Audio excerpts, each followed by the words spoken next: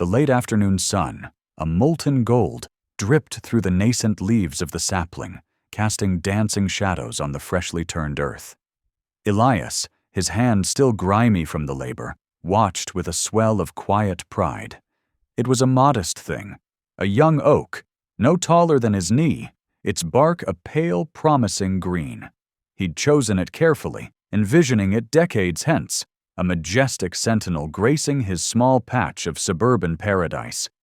This wasn't just a tree. It was a promise, a commitment to growth, to beauty, to a future that felt increasingly fragile in the sterile sameness of Meadowbrook Estates. He'd dug the hole himself, the shovel biting into the soil with a satisfying thud. The scent of damp earth, rich and fertile, had filled his senses, a welcome antidote to the perpetually manicured, unnervingly uniform lawns that stretched in every direction. Elias wasn't a rebel by nature. He was a quiet man, a software engineer by trade, who found solace in logic and order, but also in the subtle, untamed beauty of the natural world. His small backyard, a rectangular plot of land behind his beige, cookie-cutter colonial, had always felt like his own private sanctuary. And this oak, he believed, would only enhance it. He'd spent weeks agonizing over the decision. The HOA covenants were a labyrinth of rules designed to ensure maximum aesthetic conformity.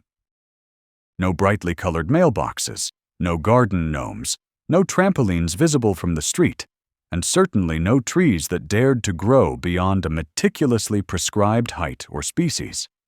Elias had meticulously researched, cross-referencing permitted plant lists with his yearning for something more substantial than a decorative shrub. The oak, a native species known for its resilience and eventual grandeur, had seemed like the perfect compromise. It was a tree that, in his mind, added value, not detracted from it. It whispered of permanence, of a rootedness that the ephemeral nature of his work often lacked. As he gently patted the soil around the sapling's base, a shadow fell over him, a sharp, imperious shadow. He looked up, his heart giving a little lurch. Standing at the edge of his property line, her arms crossed with the rigid posture of a drill sergeant, was Brenda Sterling. Brenda, the undisputed self-appointed queen of Meadowbrook's Homeowners Association. Her name, Elias knew, was often spoken in hushed, exasperated tones at neighborhood barbecues. She was a fixture, a force of nature in her own carefully curated way. Her perfectly coiffed blonde hair and perpetually pursed lips, a testament to her unwavering commitment to the Meadowbrook ideal. "Elias," she began, her voice like the scrape of a nail on a chalkboard, devoid of warmth. "What exactly do you think you're doing?" Elias straightened, wiping his hands on his jeans. He tried to keep his tone even, friendly. "Good afternoon, Brenda. I'm planting a tree." Brenda's eyes, the color of glacial ice, narrowed. She gestured with a perfectly manicured finger towards the small oak. "A tree!" "Elias, you know the regulations. We have very specific guidelines about landscaping. Anything that doesn't adhere to the approved palette is simply not permitted." Elias felt a prickle of defensiveness. "This is an oak, Brenda, a native species. It's a very sturdy, beautiful tree. It's well within the spirit of adding natural beauty to the neighborhood." Brenda let out a short, sharp laugh, a sound that held no humor. "Natural beauty? Elias, this is Meadowbrook. We have curated beauty, this thing." She gestured again, as if the sapling were a particularly offensive weed. "Will grow. It will spread its roots, its branches. It will block sunlight, attract pests, and most importantly," she leaned in, her voice dropping to a conspiratorial, yet still shrill whisper, "it will absolutely threaten property values." The words hit Elias like a physical blow. Threaten property values. That was Brenda's mantra, her battle cry. Anything that deviated from the beige, the manicured, the aggressively unremarkable, was a threat. He saw it in the way she scrutinized every lawn, every fence, every car parked for too long on the street. It was a constant, low-grade hum of disapproval that permeated the otherwise placid atmosphere of Meadowbrook. He tried to reason with her. "Brenda, it's a sapling. It will be years before it's anything substantial.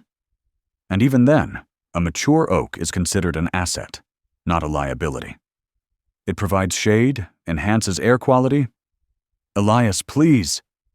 Brenda cut him off, her tone laced with a patronizing weariness. "I'm not interested in your amateur arboriculture. I'm interested in maintaining the aesthetic integrity of Meadowbrook. This tree is a violation. You will have to remove it." Elias's pride, which had been so carefully nurtured just moments before, began to curdle into a slow, burning anger. He looked from Brenda's unyielding face to the small, hopeful oak. He saw not a threat, but a promise.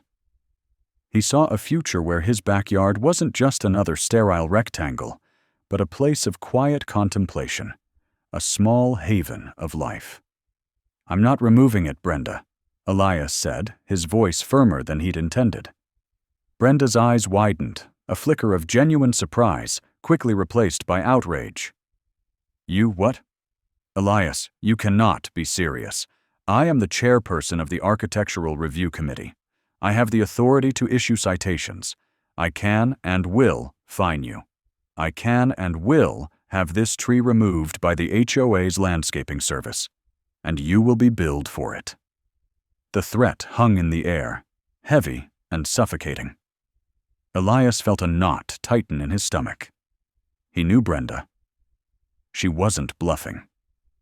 She was a woman who relished her power, who saw herself as the guardian of Meadowbrook's pristine image.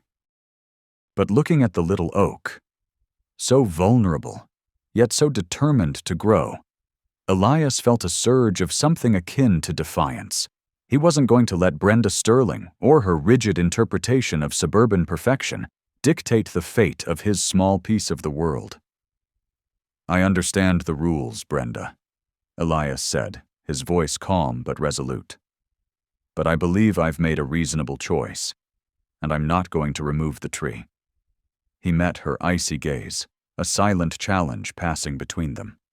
The golden sun, now dipping lower on the horizon, cast long, dramatic shadows, painting the scene in hues of orange and purple, a stark contrast to the monochrome world Brenda seemed to champion. This, Elias knew, was just the beginning. Elias watched Brenda's retreating back, her posture a rigid exclamation point against the aggressively unremarkable beige of her own house. The air, moments before thick with the acrid scent of disapproval, now carried only the faint, sweet perfume of freshly cut grass from a neighbor's diligent chore. He looked down at the young oak, its nascent leaves still unfurling, a tender green against the darkening soil.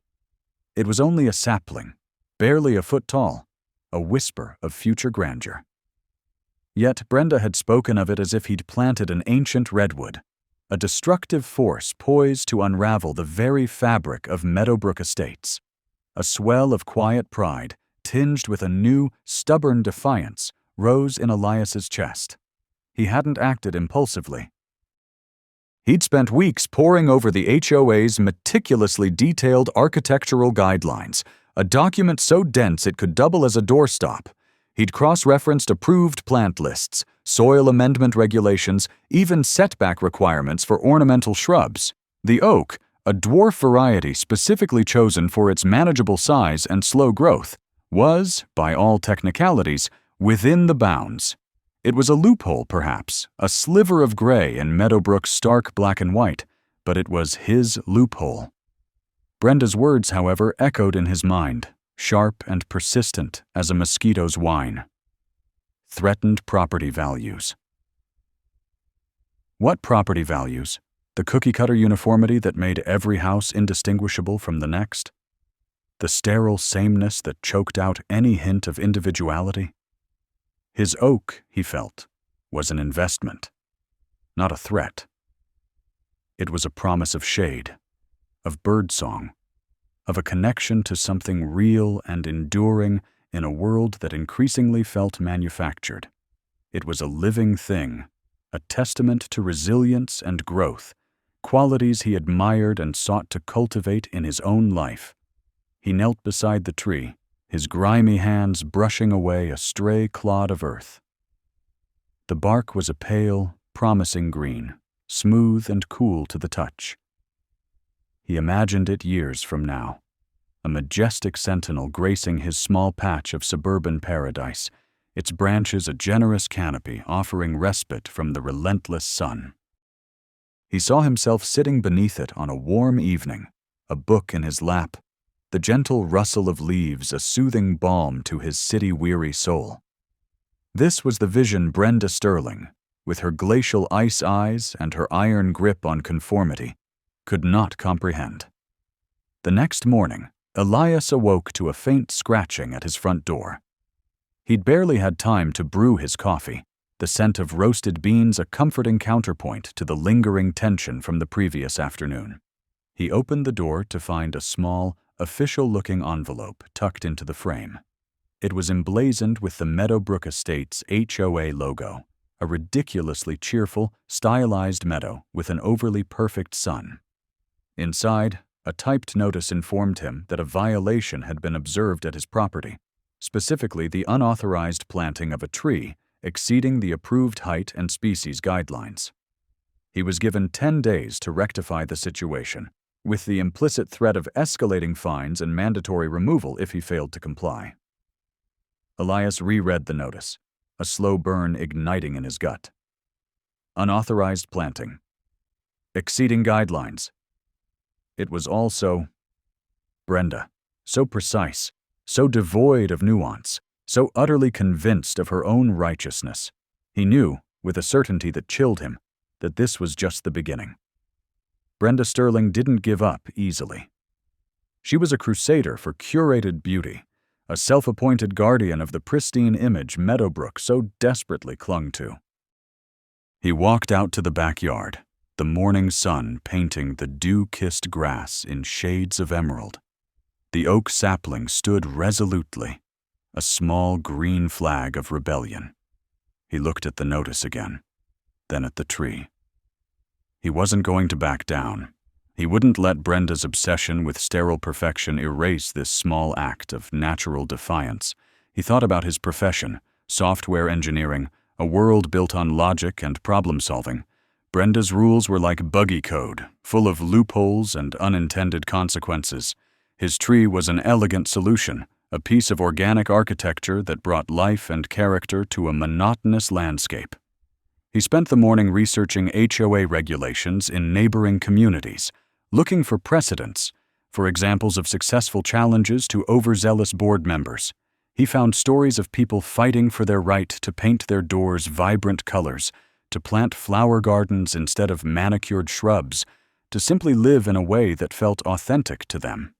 It was a small comfort, a reminder that he wasn't alone in this struggle against the tyranny of uniformity.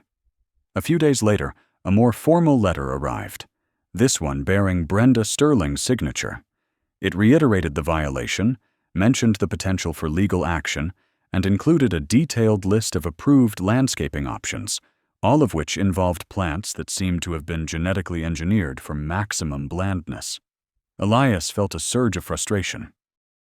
He was a rational man, a problem solver. He understood rules, but he also understood the importance of balance, of allowing for growth and change.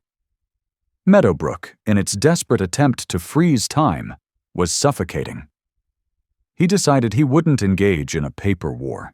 He wouldn't allow Brenda to dictate the terms of their conflict through sterile official correspondence.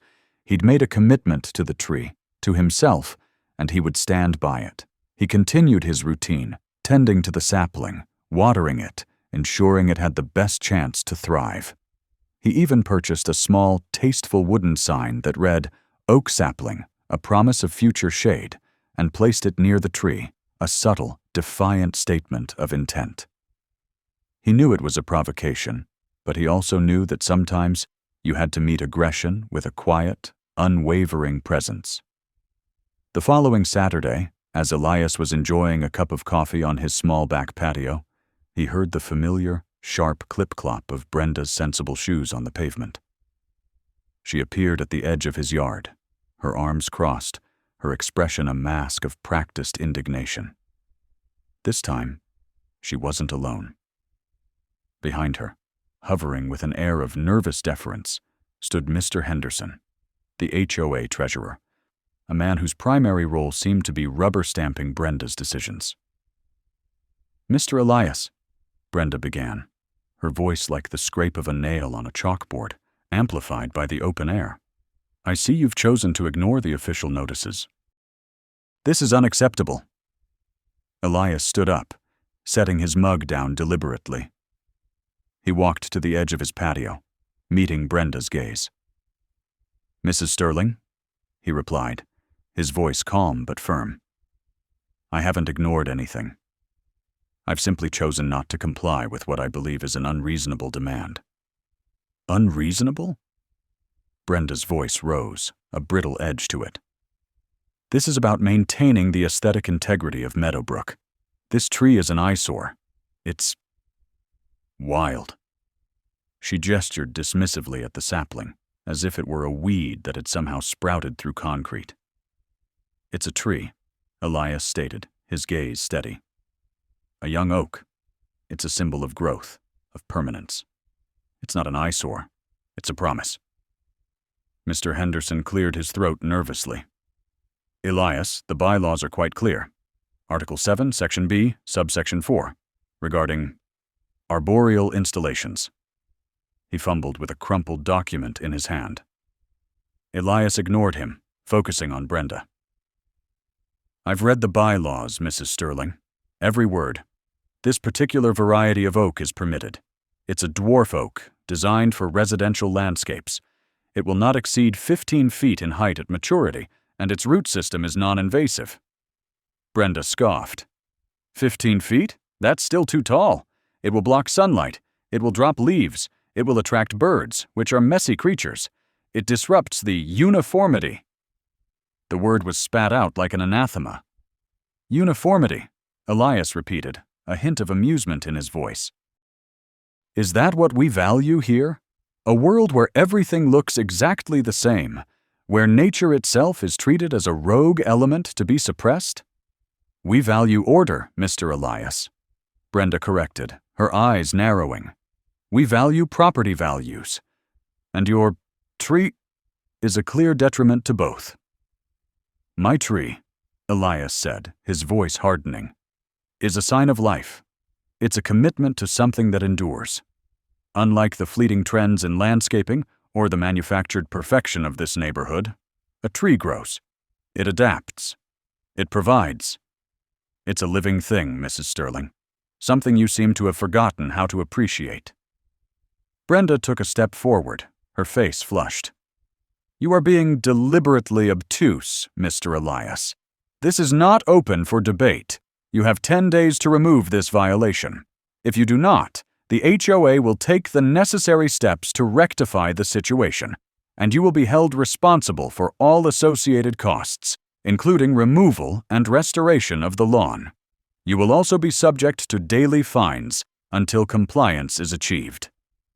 Elias met her glare, the defiance he'd felt the day before solidifying into a quiet resolve. He looked past Brenda, past Mr. Henderson, at the endless expanse of perfectly manicured, unnervingly uniform lawns stretching out before him. He saw the beige houses, the identical mailboxes, the absence of anything that spoke of individual spirit or natural beauty. And then he looked back at his small oak sapling, its nascent leaves catching the morning sun, a tiny beacon of hope in a sea of conformity. "I understand your position, Mrs. Sterling," Elias said, his voice carrying a new weight. "But I also understand mine. This tree is staying." He turned and walked back towards his house, leaving Brenda Sterling standing on his lawn, her face a mask of disbelief and fury, the silent promise of a protracted battle hanging heavy in the air. The clock was ticking, but for the first time Elias felt he was on solid ground. He had planted a tree, yes, but he had also planted a seed of resistance, and he intended to see it grow. Brenda's lips, already a thin, pinched line, thinned further. The HOA treasurer, a man whose name Elias couldn't recall, and whose face seemed perpetually set in a mild grimace, shuffled his feet beside her, clutching a clipboard as if it were a shield. The air crackled with Brenda's unspoken threats, a palpable tension that Elias, despite his software-honed logic, could feel prickling his skin. "Mr. Vance," Brenda began, her voice a low, dangerous purr that held none of the warmth of a cat, but all of its predatory intent. "We have been exceedingly patient. The regulations are quite clear regarding landscaping. Approved palette, approved species, approved height." She emphasized each word with a sharp, almost imperceptible nod, as if ticking off items on an invisible checklist. "This sapling," she spat the word out as if it were a particularly unpleasant insect, "is neither approved nor aesthetically congruent with the Meadowbrook vision."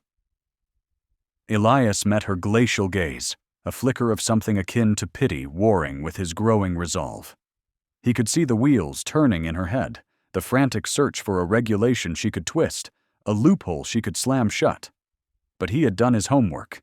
He'd spent weeks poring over the Meadowbrook Estates covenants, conditions and restrictions, a document he now considered a masterpiece of bureaucratic absurdity.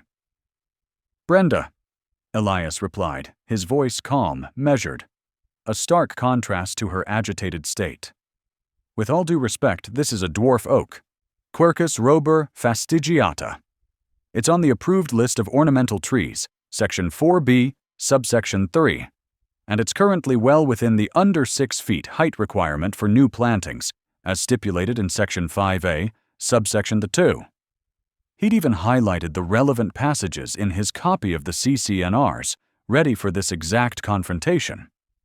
He'd also noted, with a wry internal chuckle, that the approved palette was so vague it could encompass anything from a dandelion to a redwood, as long as it wasn't too green or too anything. Brenda's jaw tightened, her eyes narrowing. "That's a technicality, Mr. Vance, a loophole. The spirit of the regulations is what matters. We are maintaining a certain standard, a pristine image. This tree, even as a sapling, will grow. It will spread. It will disrupt the visual harmony." She gestured with a sharp, accusatory finger towards the young oak, its delicate leaves unfurling towards the afternoon sun. "It's an anomaly, a rogue element." The treasurer mumbled something inaudible, shifting his weight again. Elias suspected he was more interested in the end-of-month budget report than arboreal disputes, but Brenda's iron will always dragged him along. "Brenda, the vision of Meadowbrook seems to be a monochrome world of perfectly manicured lawns and beige, cookie-cutter houses," Elias said, a hint of steel entering his voice. "My tree is a dwarf variety, specifically chosen for its compact growth habit. It's designed not to disrupt anything. In fact, it's a compromise. I could have planted a much larger, more conventional tree, but I chose this precisely to adhere to the spirit of your visual harmony." He paused, letting his words sink in. "What it will do, however, is provide shade, attract birds, and add a touch of natural beauty to my property. All things I believe enhance, rather than detract from, property values." Brenda scoffed, a harsh, grating sound. "Birds? Mr. Vance, birds are messy. They leave droppings. They disrupt the meticulously curated beauty we all strive for. And shade? We have perfectly functional awnings and umbrellas. This is not about nature. It's about order. It's about maintaining the aesthetic integrity of Meadowbrook Estates." "And who defines that aesthetic integrity, Brenda?" Elias asked, stepping closer to the sapling, placing a protective hand on its slender trunk. He felt a surprising surge of protectiveness, a quiet defiance that was growing into something firmer. "Is it a committee that prioritizes uniformity over life?" that fears a little bit of green because it might be irregular? It is the collective will of the homeowners, Mr. Vance, Brenda declared, puffing out her chest. And the collective will is that Meadowbrook remains a place of predictable elegance. This tree is a violation. You have 72 hours to remove it, or we will be forced to issue a formal citation and assess the appropriate fines. She thrust the clipboard towards him, a printed form with a series of checkboxes and spaces for legal jargon. Sign here, acknowledging receipt of the notice. Elias looked at the form, then back at Brenda. He saw the rigid certainty in her eyes, the absolute conviction that she was in the right, that her interpretation of order was the only valid one. He saw the fear beneath it, too, the fear of change, of the unpredictable, of anything that deviated from her narrow, controlled vision of perfection. "I'm not signing it, Brenda," Elias said, his voice steady. "And I'm not removing the tree." Brenda's eyes widened, a flash of genuine surprise, quickly masked by indignation. "You what?" "I'm not removing the tree," Elias repeated, his hand still resting on the oak's trunk. "As I've explained, it complies with all written regulations. I've done my due diligence. I'm not violating any rules. Therefore, there is no basis for a citation, and no reason for me to agree to remove it." He lowered his hand, meeting her gaze squarely. "If you wish to pursue this, you'll have to go through the proper channels, but I'm confident that a fair reading of the CC&Rs will support my position." The treasurer coughed nervously. Brenda's face was a mask of fury, her knuckles white where she gripped the clipboard. For a moment, Elias thought she might explode. He could feel the unspoken threats, the promises of endless bureaucracy and legal wrangling. But he also felt a strange calm. He had planted a tree, a symbol of growth and resilience. He had stood his ground against the forces of sterile conformity. "This is not over, Mr. Vance," Brenda hissed, her voice barely audible, yet carrying the weight of 1,000 future grievances. "We will see about this." She turned sharply, pulling the treasurer along with her. He cast a quick, apologetic glance back at Elias, then hurried to catch up. The sound of their retreating footsteps on the asphalt path faded, leaving Elias alone in his backyard, the scent of damp earth still clinging to the air. He looked down at the dwarf oak.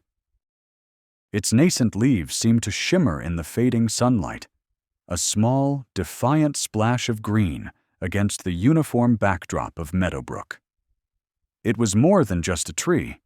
It was a statement, a quiet assertion of individuality, a small victory against the tyranny of beige. Elias smiled. He knew this was just the beginning of a long and likely tedious battle. Brenda Sterling, he suspected, was not the type to let a perceived transgression go unpunished. He could anticipate letters, more visits, perhaps even a formal complaint filed with the entire HOA board. He might face fines, endless meetings, and the icy glares of his neighbors, influenced by Brenda's pronouncements.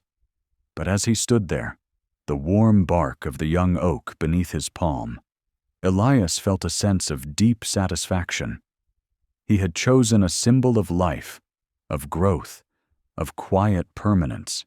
He had chosen to push back, not with anger or aggression, but with logic and a steadfast belief in his right to cultivate a small corner of the world according to his own vision.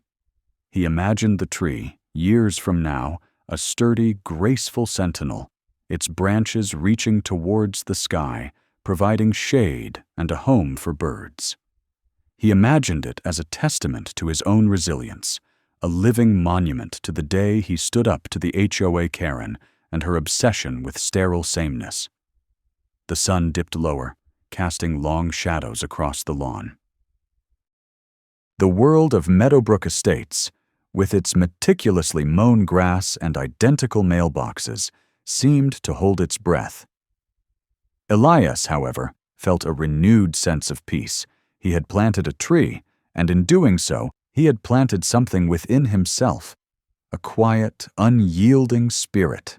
He knew the fight was far from over, but he was rooted, much like his new oak, and he was ready.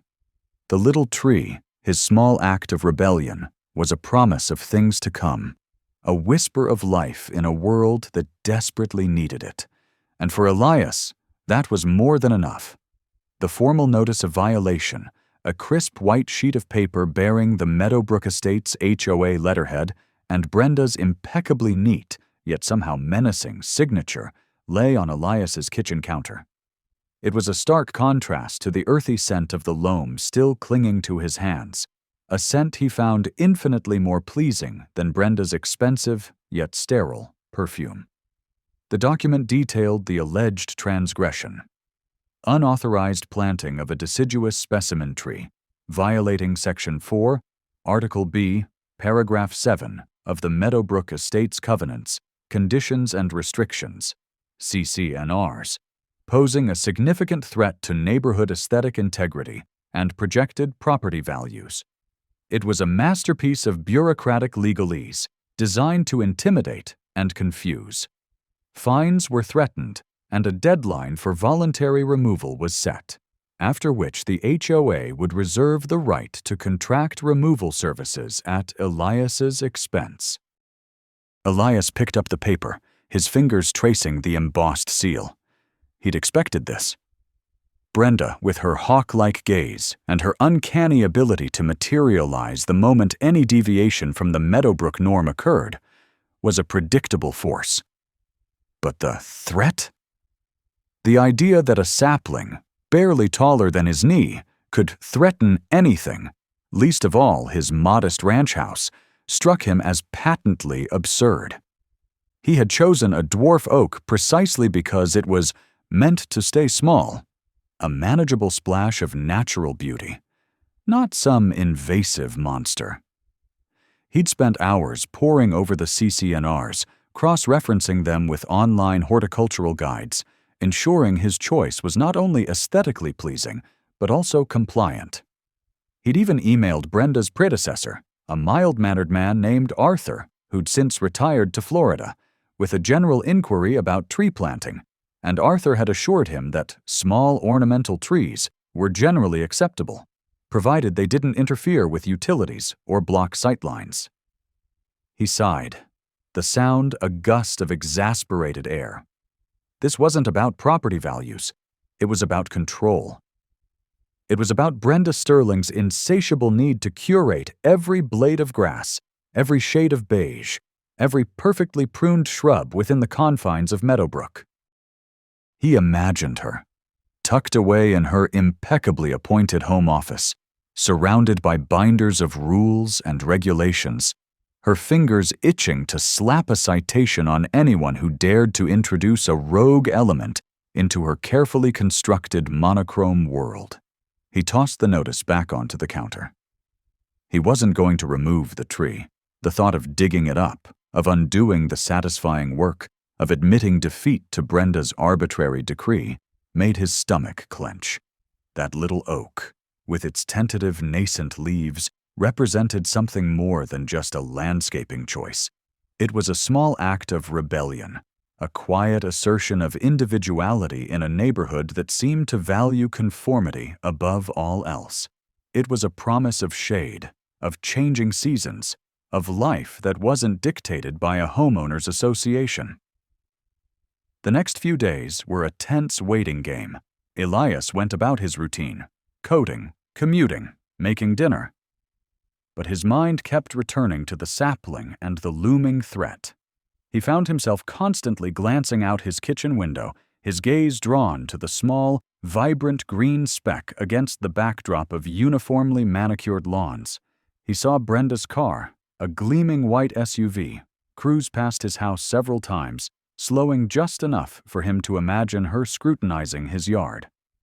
He even swore he saw her pause at the end of his driveway one afternoon, her head cocked as if listening for the telltale rustle of unauthorized foliage. Then, a week after the initial notice, came the second. This one was more official, referencing the unmet deadline and the escalating fines. It also mentioned an upcoming HOA board meeting, where his case would be formally reviewed. Elias knew this was Brenda's strategy: to escalate, to involve others, to create a sense of officialdom and pressure that would eventually wear him down. He pictured Brenda presenting his case to the board, no doubt with dramatic flourishes, painting him as a reckless destabilizer of Meadowbrook's hallowed aesthetic. He decided he needed to be prepared. If Brenda was going to play hardball, he would meet her head-on. He spent his evenings not just researching CC&Rs, but also looking into legal precedents regarding HOA disputes. He discovered that while HOAs had a great deal of power, they weren't entirely above the law. There were limits, and unreasonable restrictions could be challenged. He also found forums filled with stories of HOA battles, some won, some lost, but all demonstrating the tenacity required. He drafted a polite, yet firm response